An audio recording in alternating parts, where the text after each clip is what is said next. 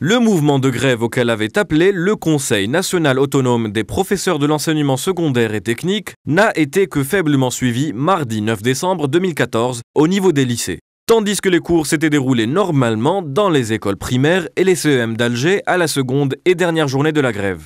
Le chargé de la communication du CNAPEST, Messoud Boudiba, avait expliqué cette faible adhésion au mouvement de grève au niveau des cycles du primaire et du moyen, notamment à Alger, je cite, à la non-finalisation de la structuration du syndicat dans les écoles primaires et les CEM, sachant que ce syndicat était auparavant représenté uniquement au niveau des lycées.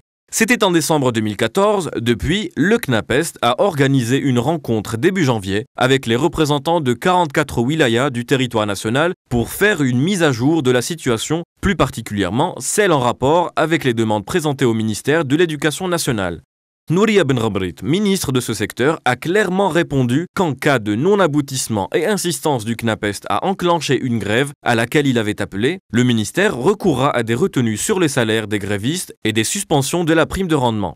Des mots qui peuvent faire peur à des enseignants non titularisés qui n'auront sans doute plus d'avenir dans l'enseignement en cas de suspension. Mais ceci n'a pas freiné les activités du CNAPEST qui s'est réuni hier, vendredi 30 janvier à Alger, au niveau du lycée Hassiba Ben Bouali afin de préparer une grève pour les 8 et 9 février. Affaire à suivre donc pour en savoir plus concernant l'avenir de l'enseignement et de l'éducation en Algérie.